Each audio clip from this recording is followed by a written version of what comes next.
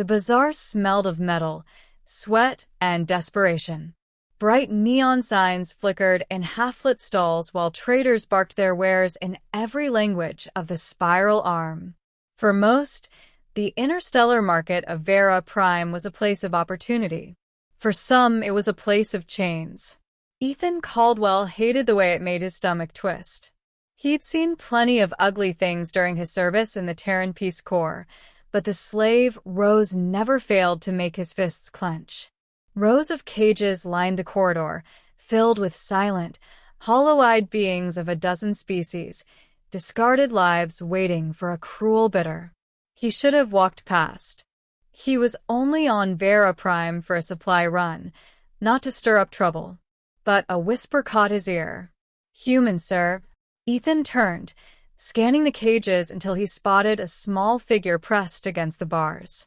It was a child, thin, her skin a mottled lavender gray, big golden eyes gleaming under the dim lights. She couldn't have been more than 8 in human years. Her voice trembled. "Please purchase my mom. She'll feed me, I promise." The words struck him like a blow. Ethan crouched down, eyes narrowing. "What did you say?" The girl pushed her face closer to the bars. "My mom, she can cook. She makes food better than anyone.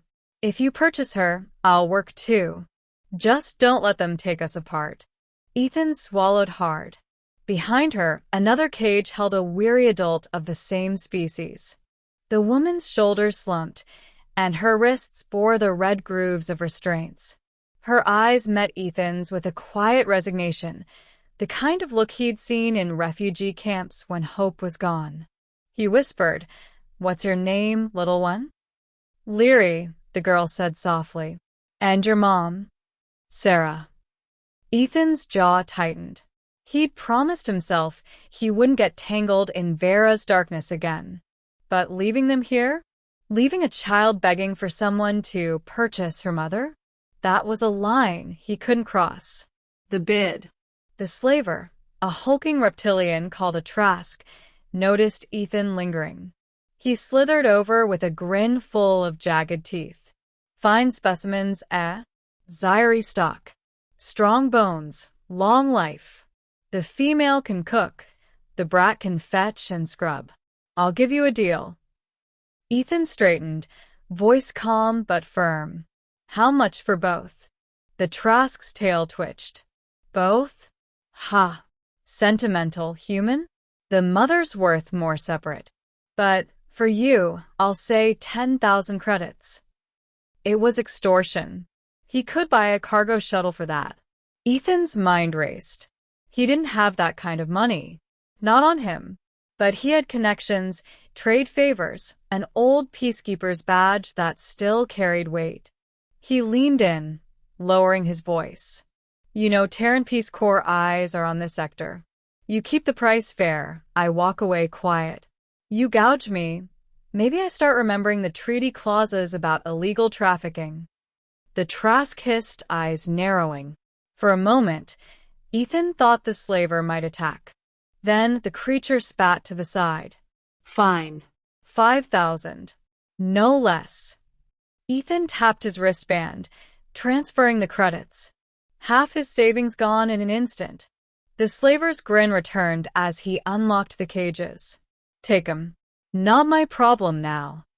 Leary darted out first, clutching her mother's hand as Sarah stumbled free. Ethan caught the woman before she fell. Her skin was cool, her frame trembling. "You're safe now," he murmured. Her lips parted as if to speak, but no words came. Only tears. A meal of hope. Ethan brought them to his rented quarters near the docking bay.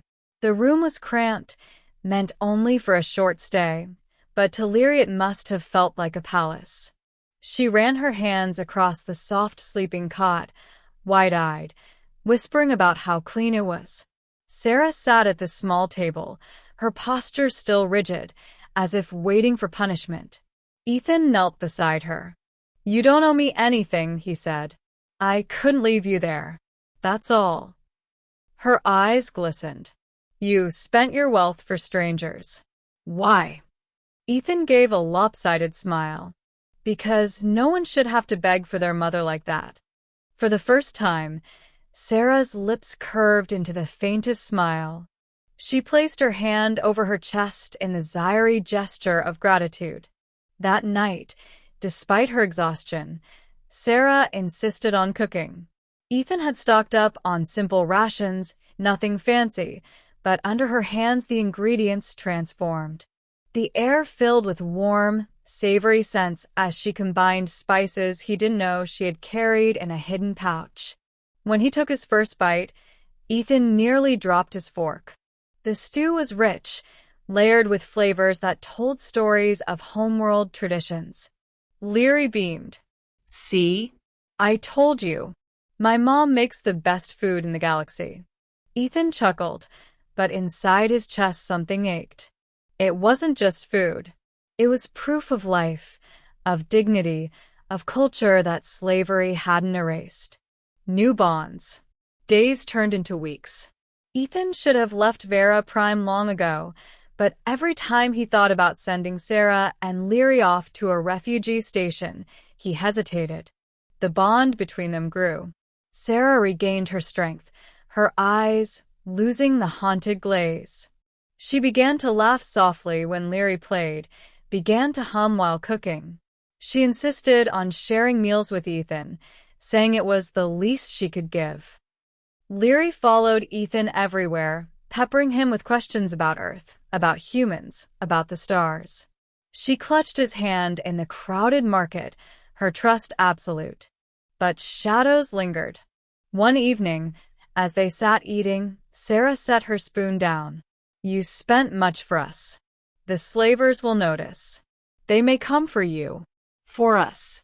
We are only a burden." Ethan leaned back, crossing his arms. "Listen, I didn't buy you. I freed you. You're not property, you're people. And you're not a burden. Understand?" Her eyes shimmered.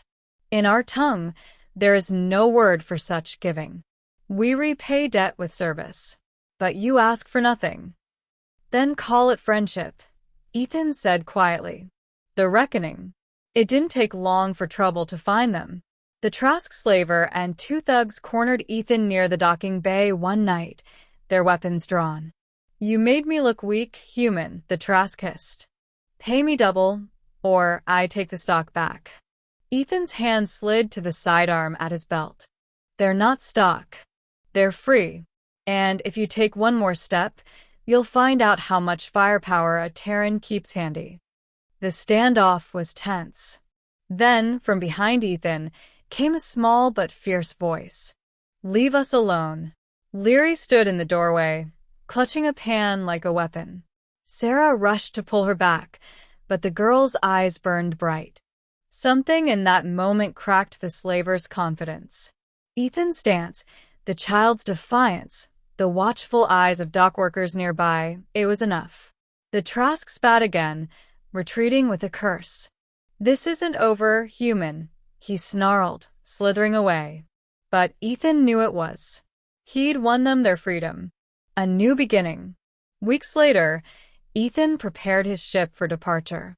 Sarah and Leary stood with him at the ramp. "We'll go to the refugee colony," Sarah said softly. "Start anew. Grow food, cook, live free." Ethan nodded, though a lump formed in his throat. "You'll be safe there." Leary suddenly hugged him tight.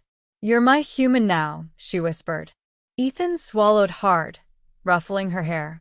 "And you're my little star." As the ship lifted into the sky, Ethan knew the galaxy was still full of darkness, slavers, cruelty, despair. But he also knew that one act of kindness could light a spark. And sometimes, that spark was enough to change a life.